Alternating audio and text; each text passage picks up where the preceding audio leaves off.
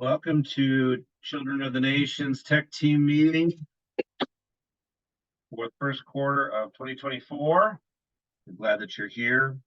We're going to get started. We have a number of things to share. We have some news of the recent solar installation in Sierra Leone and talking about some of the technologies we put in place. And we have a special guest of our solar engineer who will be introduced soon. As well as we're going to be talking about technology and education. Those are the two main topics this meeting. If you have any interest or would you like to be an advocate, go on a trip to visit one of our countries and help with technology and to help with education, please visit cotni.org and you will see a lot of ways of plugging in. And if you find the venture teams, so you can join a team, you can sponsor a child, and there's plenty of opportunities to join them. Without further ado, I'm going to hand it over to Jeremy Highland, who's our host for today. Take it away, Jeremy. Great. Thanks, Dave, for that intro. I'm Jeremy Highland. I'm a volunteer here with COTN and have been facilitating the technology team off and on, for a number of years. We have a great group of folks today and want to spend just a minute or two to let them introduce themselves. And then we'll get into our agenda. So I guess, Paul, do you want to go? I know Dave already introduced himself, so we'll start with Paul.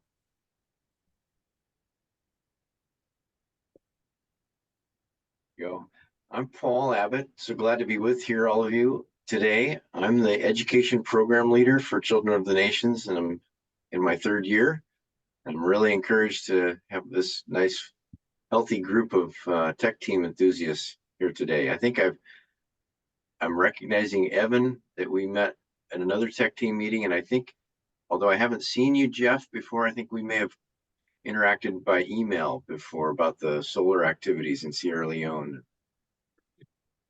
And I know Andrea, of course, and Paul, so good to be here with all of you. It looks like there's two Pauls. Yeah. Who's that other Paul? They were like, which one? Oh, no. Sorry about that. Yeah, Paul, other Paul. Yeah, I'm Paul Dupree, and I lead operations for Children of the Nations. Been here year 6 now, so. Great, thanks. Andrea, you're next on my list. Would you like to introduce yourself? Yeah, so I'm Andrea Crook, and I've been with us for 5 years, but I'm the Children of the Nations Community Relations and Church Development Manager. I'm somewhat new in my role. Great, thank you. Evan, you want to introduce yourself? Sure. So I'm Evan Ding. I'm not employed by the Children of the Nations. I'm a wireless communication engineer from Virginia, and I'm just here to support the tech team. Yeah, thanks, and we greatly appreciate it. Thank you, Evan. Frazier, do you want to introduce yourself? Yeah, sure. I can introduce myself. I'm Frazier, and my job is to get people involved and take people to Africa and raise a bunch of money. And I do a lot of public speaking and a lot of meetings, and I'm constantly inviting people to come see our kids and sponsor a child and go on a trip and come to the banquet and get involved. I'm always getting people involved. So I know Jeremy because, a lot of people know Jeremy, and Jeremy's been around for a long time. I've been at COTN for 15 years. And of course, I work with Andrea and Paul Dupree and Dave Schertzer and Evan. Great to see you on here. And I just met Evan last year through a mutual friend of ours named Ben. So I think this team is great. Happy to be a part of this meeting. Great, thank you. And Jeff, would you like to introduce yourself? Go ahead and unmute yourself, Jeff. You gotta hit that space bar. There you go. Yeah, my name is Jeff Lindberg. I'm the Chief Technical Officer for Worldlight Africa. In the U.S., we're known as Worldlight Power. And we've been in business in Africa since 2014. And we've done a number of projects in Kenya, Uganda, now in Sierra Leone and Malawi. but with Children of the Nations, we got going with you guys, I think in 2018 in Lyra when we did the solar on the new secondary school. And that was in anticipation of doing possibly the bigger system, which we did the whole campus system in 2019. And then in 2022, we put in a backup system in Malawi, which is phase one of hopefully a multiple phase project to get that campus fully solarized. And then, as you all know, I think last November timeframe, October, November, we were in Sierra Leone putting in a rather large system there that now powers that entire campus and essentially replaces the 50 kilowatt generator, a 45 kilowatt generator that was there. So, our focus is a business's mission organization in Africa, and with two goals. One is to, of course, bring energy to people that really have no access to it or very little access to it, affordable energy, and then the second thing is to create jobs. One of the biggest needs in Africa is work, is for people to work. I think you guys all know this, but very large percentage of the population under the age of 25 is unemployed. We're talking like 75%. These kids they graduate from college, but there's just no jobs for the bulk of them. And so we would like to build an economy. We believe that an economy can be built down there. They're hardworking folks. They want to work. They want jobs. But the economy is such that they just don't have the opportunities. And so we'd like to be a part of seeing that happen and create jobs down there. So all the people we utilize, we don't send teams from the US other than myself down there to oversee what's going on. We use all local folks that we've developed. So we have people in Kenya, in Uganda, and now with Patience helping us out in Malawi. He's not officially a part of our team, but we've adopted him. So and he worked with us in Sierra Leone on the project. He flew over from Malawi. So That's great. anyway. Thanks, Jeff. And I'll finish introducing myself. I'm Dave Schertzer, serve with COTN, Senior Manager with Projects and Resources. And I've been able to have the blessing of working with Jeff. Jeff, I have a bunch of things on the screen I'm going to be showing and we're going to be talking through. Okay.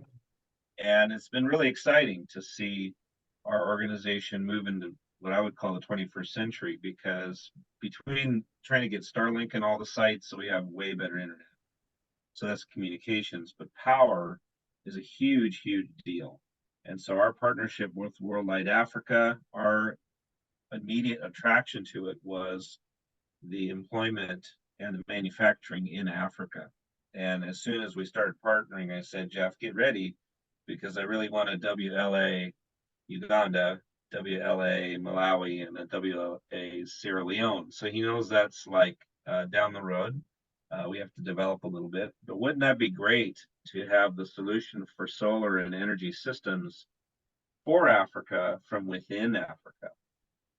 That is a dream come true. So Jeremy, I'm going to just share my screen, but and kind of talk through some things, and then what we want to do is I want to share Worldlight Africa's website.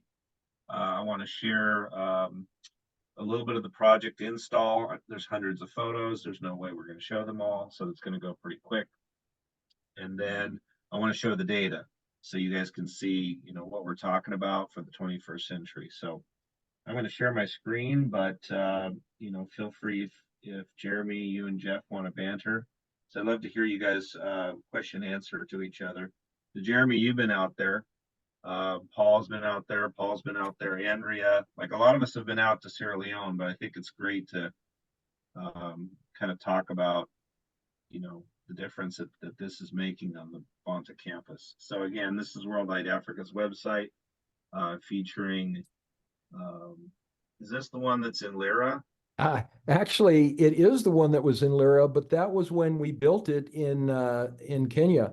So it was when it was the pre-assembly. That's right. Yeah. So our business model is that we centrally build these systems, and we created all the steel that needs to be fabricated, welded, all that kind of stuff, drilled, we pre-assemble to make sure everything fits properly. Then we pack everything into the container, absolutely everything that we need essentially in the container, every wire, every bolt, every cable tie, the idea, all the tools that we need, and we can ship it out into the middle of nowhere and assemble it, because as you all know, you get out there and there's no Home Depot, right? So if you need something, you can't go get it, not quickly. So that's the business model, is that we can take something out in the middle of nowhere and put it up very quickly. The Lyra system, we actually, because it was more pre-assembled than the Sierra Leone one, we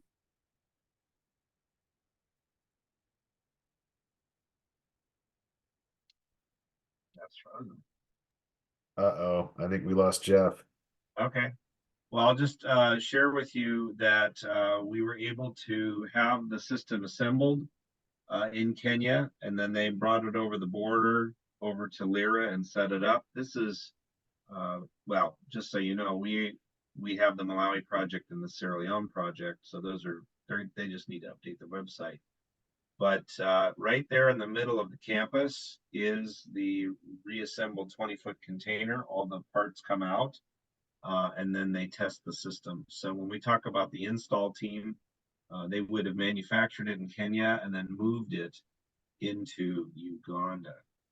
I'm going to actually go to a number of these photos because there is just too much to talk about. So I don't want to belabor it, but the containers, we sent containers from Kenya all the way around to Sierra Leone, container shipped. And this is all the prefabricated metal that came out of Kenya that was brought out of the containers. They're leveled, and then the anchors are being put in place.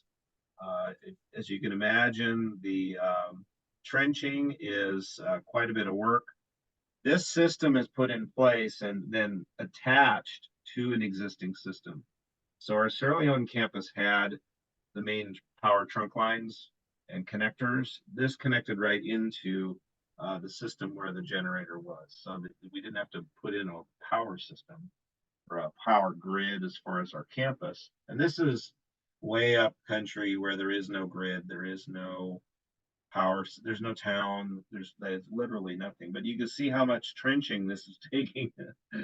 Just gives you the perspective of how much this had to happen. These are batteries that we shipped from the States, and we air freighted them over or container shipped them over and got them in. So thankfully through Sierra Leone Customs, we were able to get some duty free on these. And actually you'll see at the end, some of the officials who signed those documents came out and looked at the system at the dedication. So there's, trenching and hooking up the containers. There's junction boxes on the outside. This is more of the putting the container level, putting the footings in. Eventually they pour cement on these footings, so it's like a sail. It would just fly off with the heavy winds. So this is all anchored down, and they're putting out the metal and they're putting up the panels. So remember this picture, because this is the underneath of where you're going to see the panels. This is again on the inside of the container. You're seeing a multi-function junction box with, this is all the interconnectedness to the batteries and all the different containers. Dave, by the way, can you hear me? Yeah, you're back. Yeah, sorry guys, somehow my internet disconnected. Hey, on that last picture, one other thing I'll say about that box, because it has one other important function other than the interconnect for all of this equipment. And that is that it does the generator synchronization with the system. So that's a very important function. Whenever we do need the generator for backup, it's the thing that synchronizes the generator and only allows it to be connected to the system once it's in phase. So it's actually the other way around. The system adjusts its phase to match the phase of the generator. Gotcha. Then it can be connected. So these are the, can you describe those, Jeff? Yeah, those are the battery inverters. They're each a 6 kilowatt SMA battery inverter. Three, each one is a single phase, and they're in two different clusters, they're called. So each phase is capable of a 12 kilowatt nominal output, but that can peak up to uh, 22 kilowatts, quite a bit higher. So yeah, those are the battery inverters. So this is what it looks like assembled. So this is the process of, there's going to be 4 containers in this photo, and they're just putting in the pieces and putting on the panels and doing the install. Which, what was the temperature like out there when you were doing that, Jeff? You know, for the most part, it was actually pretty pleasant because it was unseasonably late rainy season. I mean, God provided for us. It was kind of astounding. It rained at night. It was cloudy throughout the day. It almost never rained on us. And when it did, it just kind of sprinkled. But at night, it rained heavily. And so it actually kept it cooler for us working during the day in the clouds. Towards the end, it was getting hot if we were outside working. But for the most part, the weather really cooperated amazingly well. For those of you wondering about containers, they built a fake interior. So these are walls inside to keep the thermal down. And then this is all the batteries with their control boxes on the top, and then the sunny island. So you can just see there's just wires everywhere. It's pretty amazing. Yeah, I could say another word about those batteries real quick, because that's a real key part of the system. Those are lithium iron phosphate batteries, so that they don't have thermal runaway problem like an NMC lithium battery does. And we have 6 stacks there, again, in 2 different clusters. So there's 3 stacks on each of the 3 battery inverter clusters, and a total of 200 kilowatt hours. Each one of them has a whole slices. They're all 4.8 kilowatt hour nominal slices. So they just stack, and then you put the control thing on, and you can see them, which we'll see in the data. I want to pull up the data in a moment. Who are these 2 gentlemen? Yeah, so the guy on the left is Klaus Mumbaya. Both these gentlemen are from Kenya. Both of them are employed by Worldlight Africa. So Klaus is our lead solar technician from Kenya. He's been with us since essentially the beginning, back in 2014. Nixon has been with us for a long time too. He helps out on all of our major projects. And so these are both Kenyan gentlemen. They both happen to be pastors as well. They both helped found a church there in Nairobi. So yeah, they're great guys to work with. And talk about hard workers. Those guys work their tails off. Yeah. So now we're getting into just a few more photos. I mean, there was just so many photos. There's no way I could go through them all. To keep it economical, one of the 4 containers we sourced in the country. So all the gear was to be fit in 3 of the 4, and that saved on some of the shipping, which was a huge way in which we made budget, because we want to make our budget on our projects. So there's another shot of some of the install of panels. Let's see. Here's a shot of them doing the cement. So this is literally pouring footings around the base of those verticals with the fins on the bottom so that they wouldn't fly off, Yeah, in case of heavy wind. we actually designed the systems to be relocatable. So we build an anchoring system that can be put in and be removed using those long stakes, those steel stakes. Yep. You see one on the ground in the front. And that's normally all we use to anchor it. But if we're in an area that can get some extremely high winds, like this location, and due to the fact that it's intended to be a permanent installation, we went ahead and opted to pour these big concrete footings. They had sent us some video of, I think within the last year, a very heavy windstorm that had ripped the roof off of some of the buildings on the campus. And so that was a concern that the wind load could be very, very high. And we just didn't want the system going anywhere. So the decision was made to go ahead and concrete in those corners. So they go a couple feet into the ground, and the anchors are below that. So we're still using the anchors. The anchors are in the concrete, but then they go another meter down into the ground below the concrete. Yeah, we want them relocatable, but not by wind. We want them Yeah. by Yeah. choice Yeah. to relocate them. Yeah. Hey, Jeff, question for you. Can Uh-huh. you speak to the reliability of the systems? Because I know, as you mentioned, there's no Home Depot out there, right? Right. We've had a lot of issues in the past where if we deploy technology and then a year later, 6 months later, it breaks, then it's like, oh, well, it's broke, right? And it just kind of is gone. So what kind of things do you do to ensure the reliability of the system? Well, I think Dave will give you one of the primary things, and he's going to talk more about that in a little bit, which is the remote monitoring. So we think it's essential that we have complete remote monitoring and control of the system to be able to reconfigure it if it's having issues. And so we've done that from the beginning with our systems. It's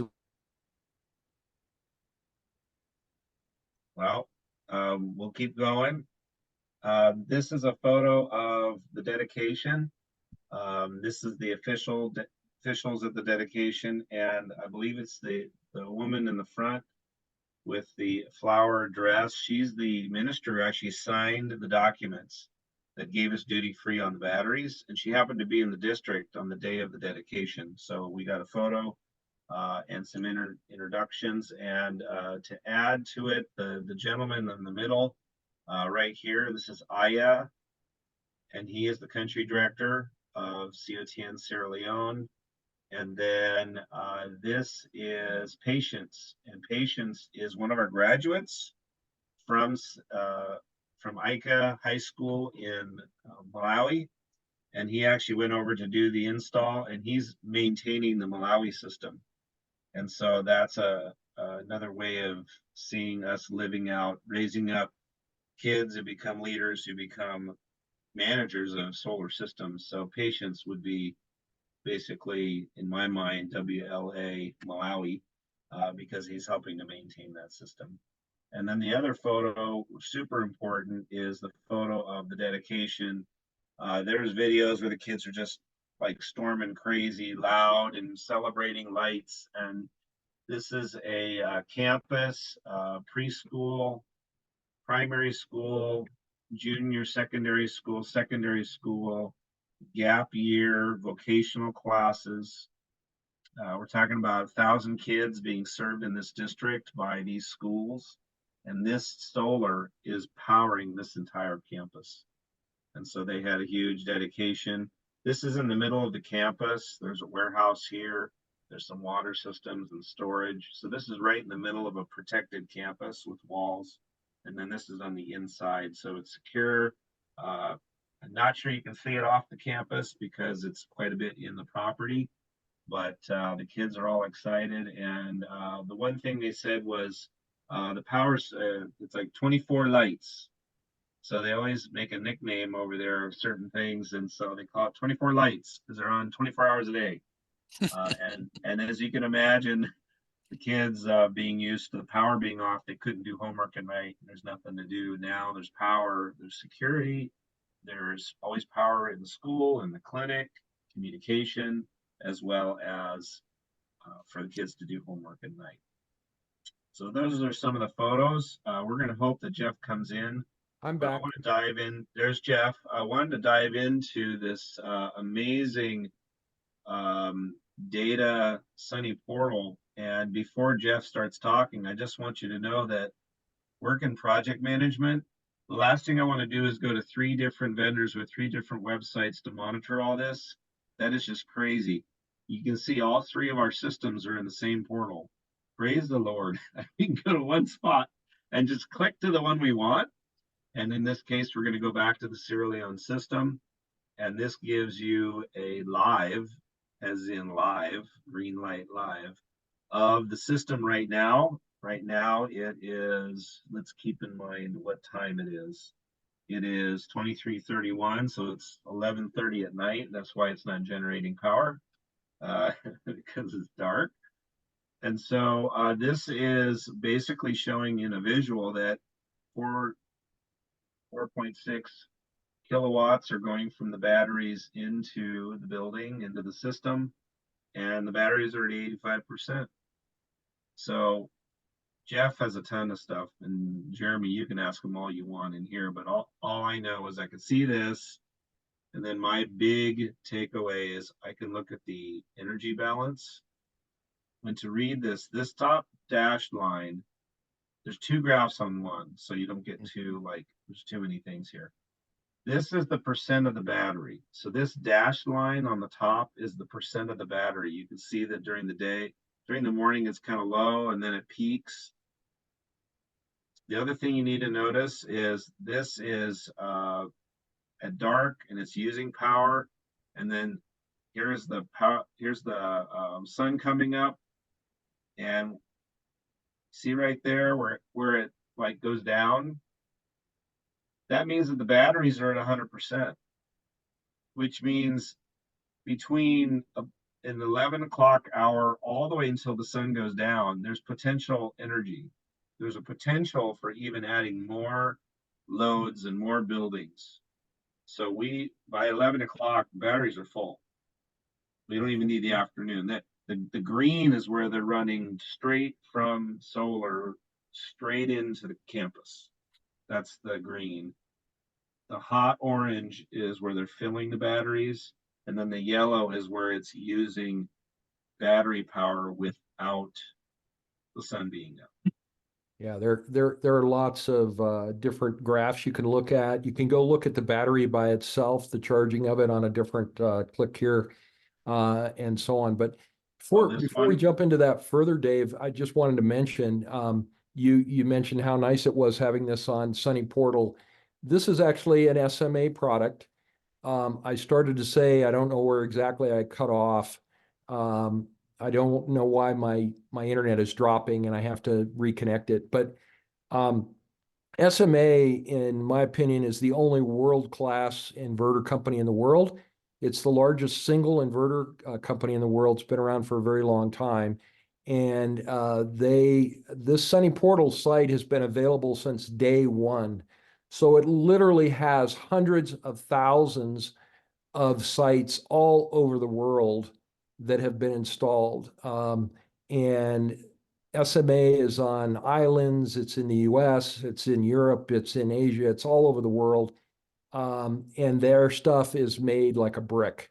So for reliability purposes, what you want to do is buy the most high quality components that you can get. These are not the cheapest components to buy up front, but I guarantee you over the life of the system, they will be the least expensive, but they'll cost probably twice as much up front. Okay.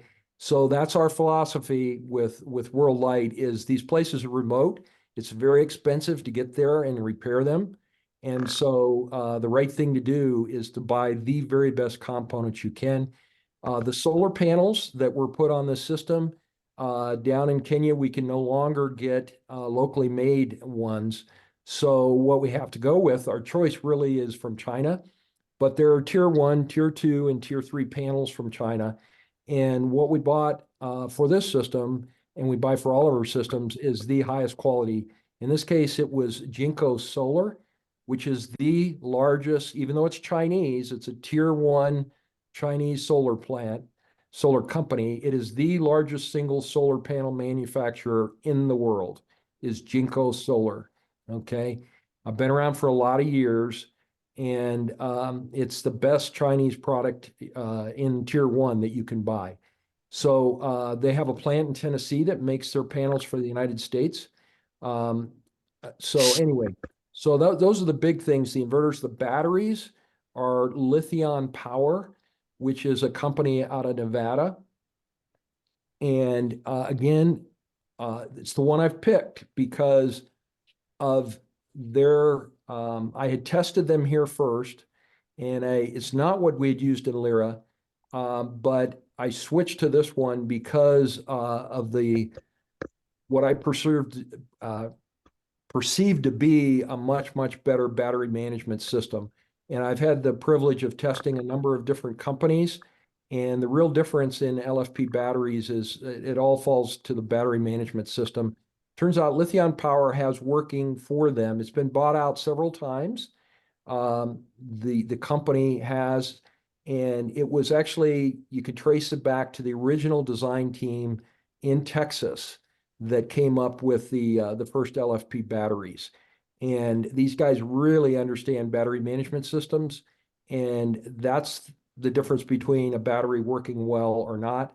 I've worked with Chinese BYD battery company, which is one of the largest in the world at Kirtland Air Force Base, and large project, and their battery management system was horrible. It did a very, very poor job. This one here does a pretty, the best I've seen so far in battery management systems is the one that Lithion Power has. That's So awesome.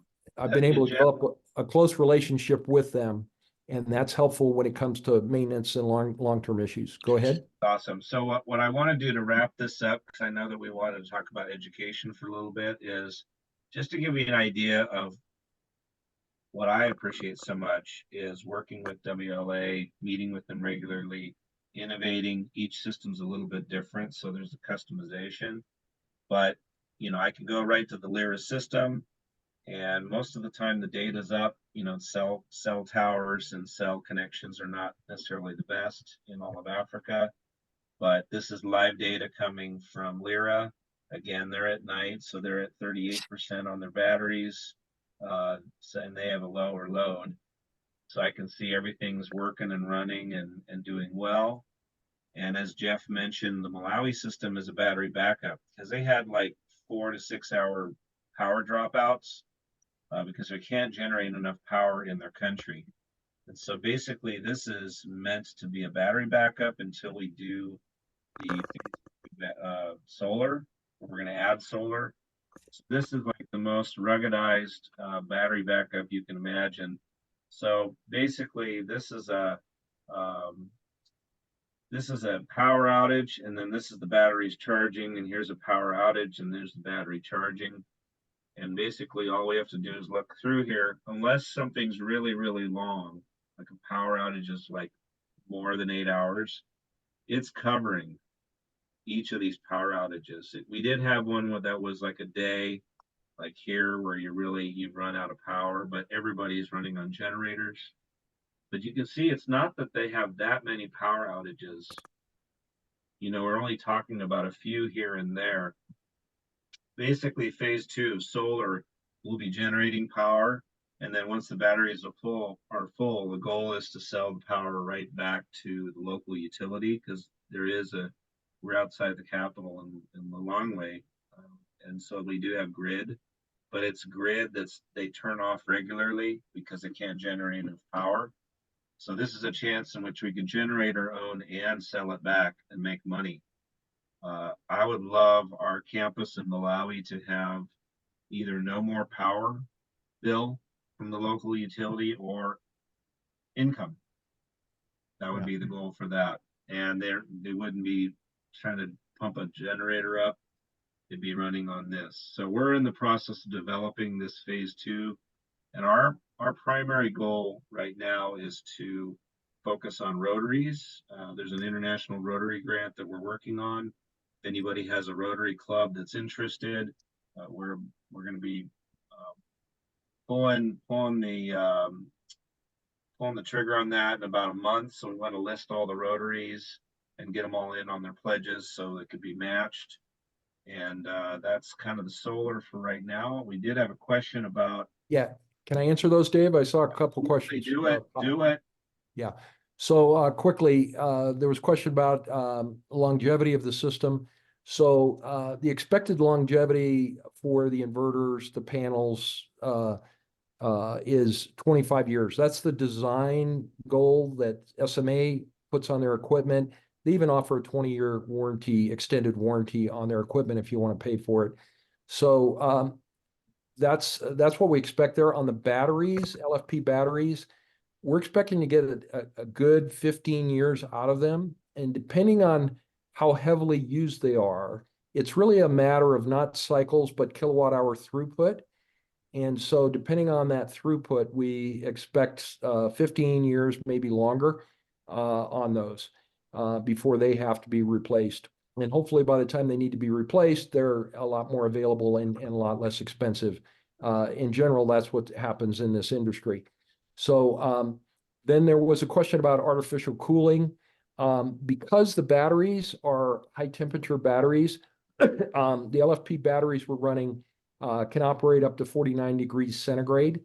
Even though it's hot there, you'll notice our design, one of the effects of our design with those east-west panels like that is over the containers. The container is never in the sun, and so it's in the shade. So basically you get the ambient temperature, and it turns out that that way the batteries never really see a high temperature. What we do have to do is put some fans in to move some of the air through the container.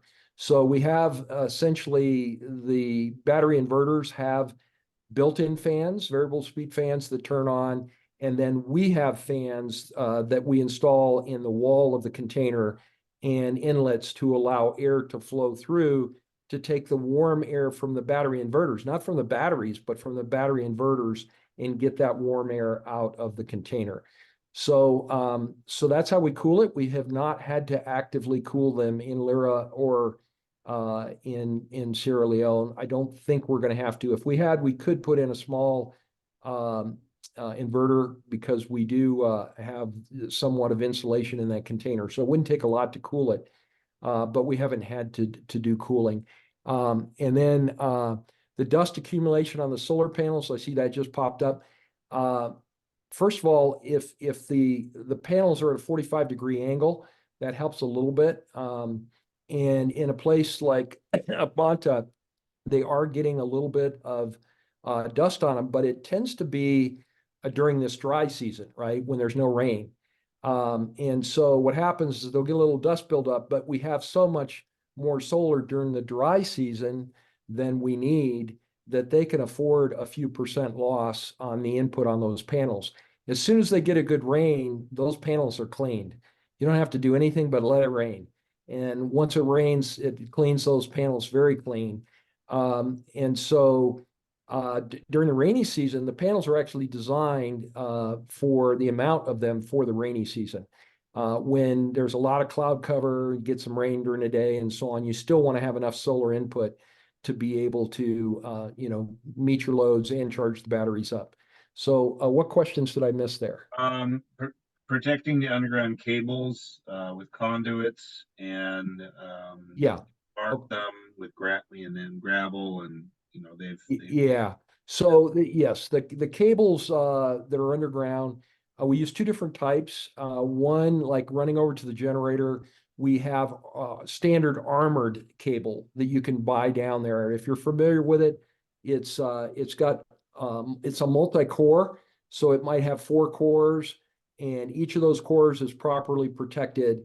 And then around the thing, that whole thing, they have another sheath, and then they wrap around that aluminum wire that is a shield. And then that's wrapped in another sheath. And so that makes the thing very protected in case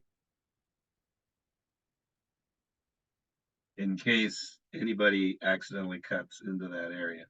And then also our staff has placed around the containers basically decorative boulders to keep people from driving in the area. It's the center of the campus for security, and there's sight lines so you can see it from building to building. I did want to wrap up this part with just sharing with you, if you'd like to support our efforts ongoing, there's 2 areas in which you can do that. Of course, you can go to our main website, cotni.org, and you can give to a variety of things. I would just mention the Solar Power Fund, which is feeding into not only maintenance, but all of the systems we have. And then the other one is the Njewa campus solar that we're doing for the Rotary grant, even as a visual on what we're doing on our campus. That's the battery backup, and we'll be putting in a phase 2 for the lower campus in the school.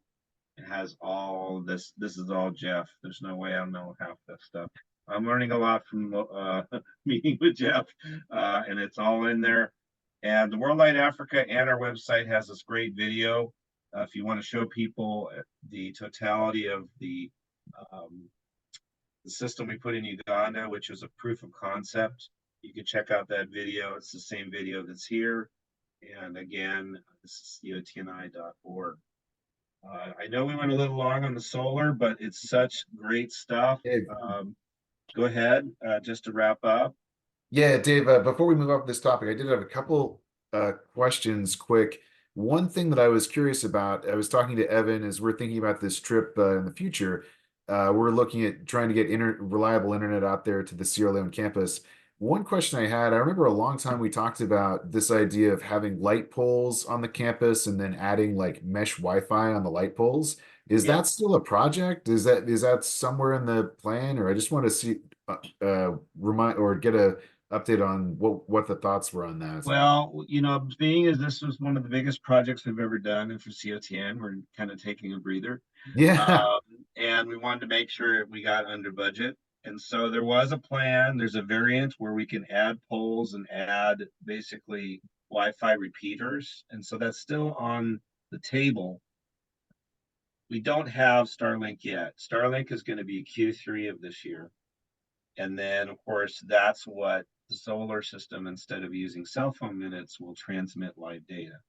And then that we'll need that to be connected, basically repeated on the campus. So if you think about our campus in Sierra Leone, where this is in a central location up behind one of the schools, all we'd need is several of the repeaters to be able to take from the Starlink down to the other parts of the campus.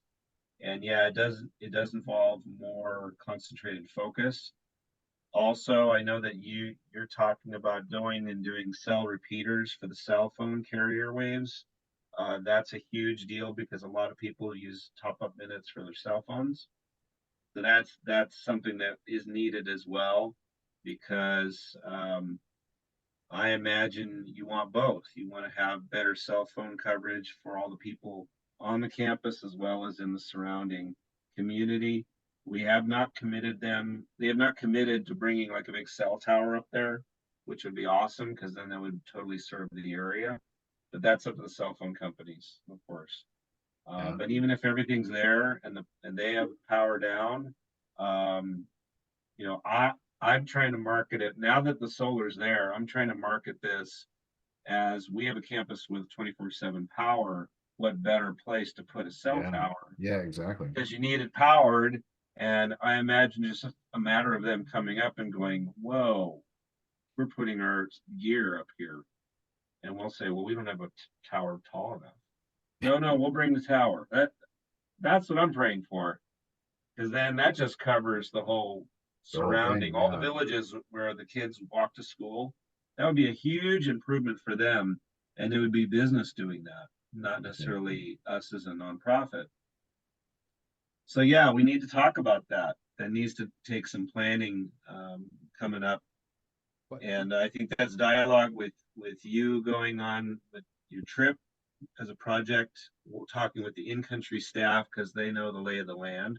Yeah. And then being able to do, I guess, both. You know, in Starlink, you buy it in the country, it's shipped within the country to your site in the country. So you don't buy it here and take it. You don't go to, I know I'm dating myself. You don't go to a Radio Shack and grab a Starlink kit and take it with you.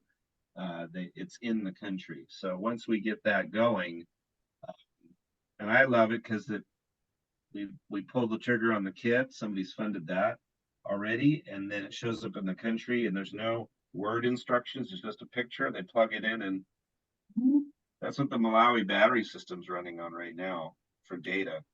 Oh, that's great. It's just Starlink, and it's like, well, that thing's runs all the time. Dave, can I jump in there just for a second? You know, this idea of running a cell tower off that system, I think is an excellent one because there is excess power available really most of the time. And if you had to, you could add the generator in for those really bad days when it's really overcast, raining all day.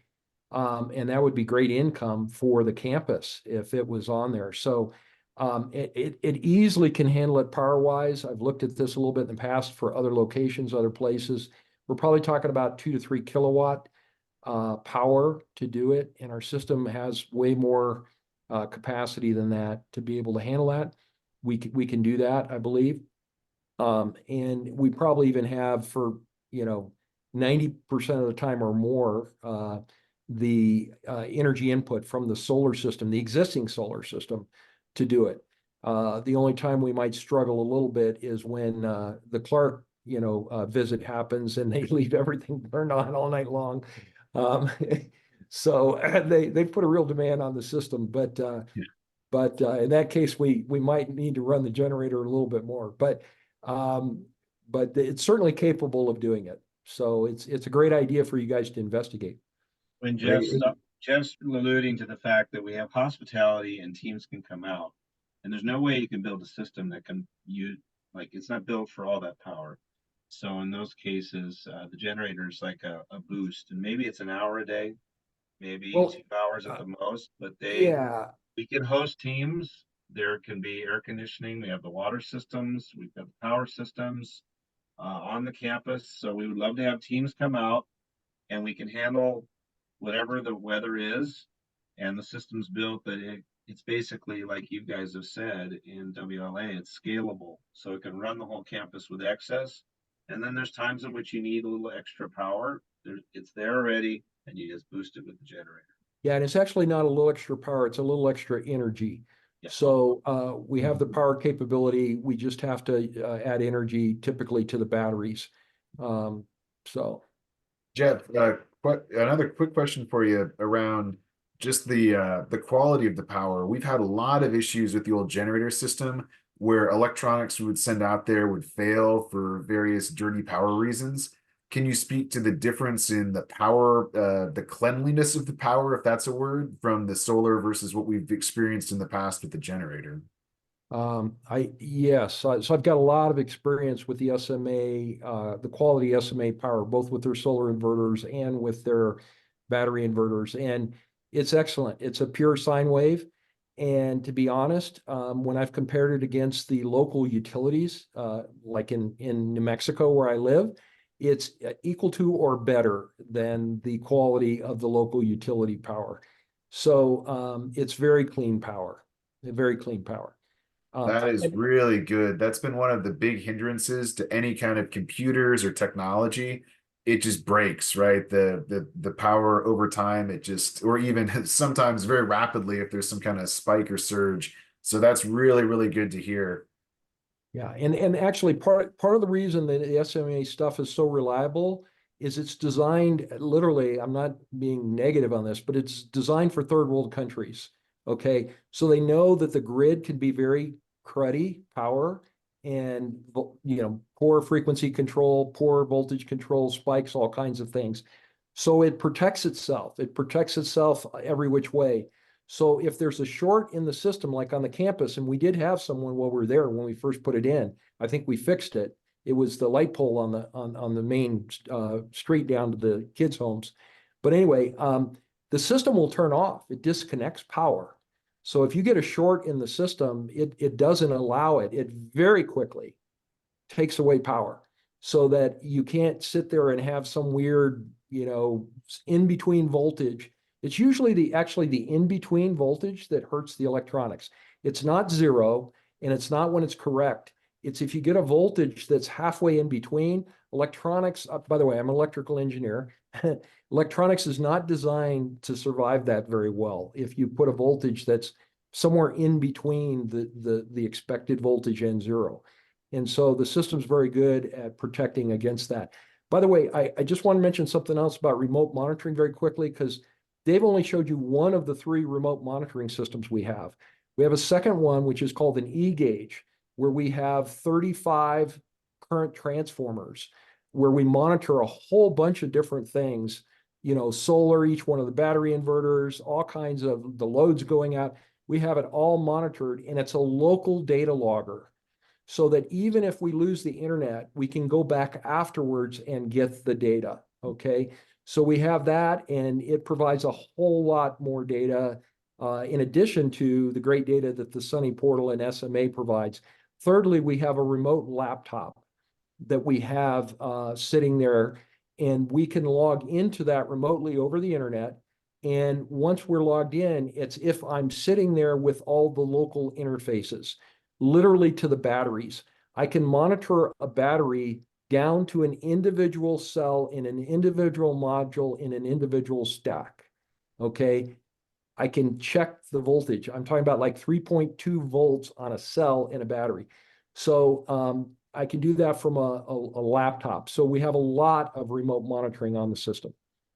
That's great. Hey, I apologize, Dave. It sounds like you've got a hard stop here at the, unfortunately. Yeah, we do. So we wanted to get several topics in, but the deep dive in solar was so worth it. Yeah, yeah. And I think what we're going to do is the next tech team meeting, we really want to focus on education.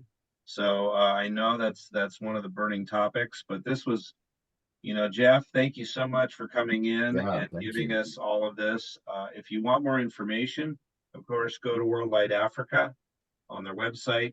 Go to our website. You can contact us as well, and we're going to keep going. You can contact us on the Rotary grant, and then again, if you're interested in going with Jeremy to Sierra Leone or any of our venture teams, go to our website as well and contact us. I'll be posting this on a YouTube channel and sending out links. And so what I'll do is I'll put in the comments. And so see, I'm learning how to do this new technology stuff. So I'll put in the description some of the connectors to our activities. Thank you so much for coming today. Again, this is the COTN Tech Team for Q1 2024. Thank you so much, and take care of yourselves. Bye-bye. Thanks. Take care. Great, Thanks. great updates. Bye, everyone.